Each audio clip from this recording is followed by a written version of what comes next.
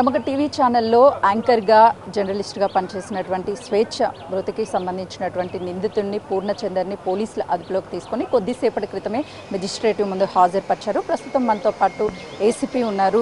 Sir చెప్పండి, ఈ కేసుకి సంబంధించి పూర్ణచందరే వచ్చి లొంగిపోయాడా లేకపోతే తనని వెతికి తీసుకొచ్చాడు? పూర్ణచందర్ నిన్న అర్ధరాత్రి టైంలో పోలీస్ స్టేషన్కి వచ్చి లొంగిపోయారు.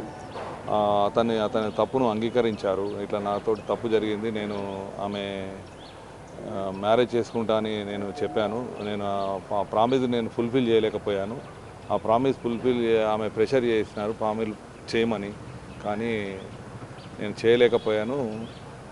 మాకు 15 ఇయర్స్గా మాకు ఫ్రెండ్షిప్ ఉంది అని చెప్పారు. అంటే నిన్నటి నుంచి కూడా తను సూసైడ్ చేసుకున్న దగ్గర నుంచి కుటుంబ సభ్యులు కూడా ఆరోపిస్తున్నారు, కంప్లీట్గా పూర్ణచందరే హత్య చేశాడు, అది ఆత్మహత్య కాదు అని చెప్తున్నారు. తను ఏం చెప్తున్నాడు? అది హత్య కాదండి, ఆత్మహత్య. Abetment commit suicide. ఆమెకు ఏమంటే ఈయన యొక్క పరిస్థితులు ఆ విధంగా ఆమెను ప్రోత్సహించాయి ఆమె ఆత్మహత్య చేసుకోవడానికి. ఆత్మహత్య చేసుకున్నటువంటి టైంలో పూర్ణచందర్ ఎక్కడికి వెళ్ళాడని చెప్తున్నారు? అతను ఆ రోజు ఇక్కడ లేడు, బయట వాళ్ళ ఇంటి దగ్గర ఆఫీస్ దగ్గర సిటీలో ఉన్నాను అని చెప్పారు. అరుణాచలం వెళ్ళొచ్చిన తర్వాతనే ఇదంతా కూడా జరిగింది. అక్కడ వాళ్ళిద్దరి మధ్య ఏమైనా గొడవలు జరిగాయని చెప్పారు? అరుణాచలంకు వెళ్ళారు. అరుణాచలంకు వెళ్ళి రిటర్న్లో ఇక్కడ హోటల్లో తినేటప్పుడు కూడా కొద్దిగా స్మాల్ గొడవ జరిగింది.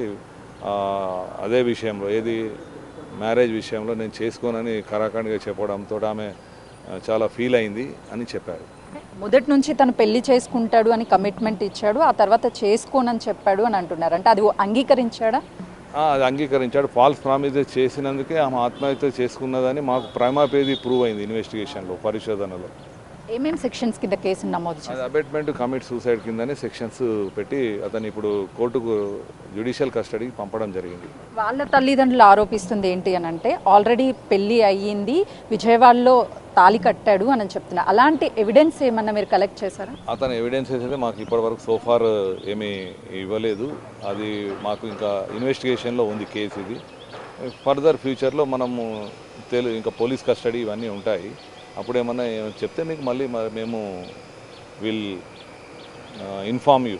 ఫైనల్లీ సార్, అంటే స్వేచ్ఛ మొబైల్ కావచ్చు, తనకి సంబంధించినటువంటి కొంత డేటాను తీసుకున్నారు అని చెప్తాను. అందులో ఏమన్నా తన కేసుకి సంబంధించి ఏమన్నా ఉన్నాయా? స్వేచ్ఛ మొబైల్ను మేము డాటా చేయము. ఇన్వెస్టిగేషన్లో అది ఎఫ్ఎస్ఎల్కి పంపబడుతుంది. ఎఫ్ఎస్ఎల్కి వెళ్ళి రిపోర్ట్ వచ్చిన తర్వాత మనకి ఇంకా విషయాలు తెలుస్తాయి. మీకు ముందు మీకు అందులో ఉన్న విషయాలు కూడా మీకు అన్ని క్లియర్గా ఇంకా లోతుగా విచారణ ఇన్వెస్టిగేషన్ చేయబడుతుంది ఈ కేసు.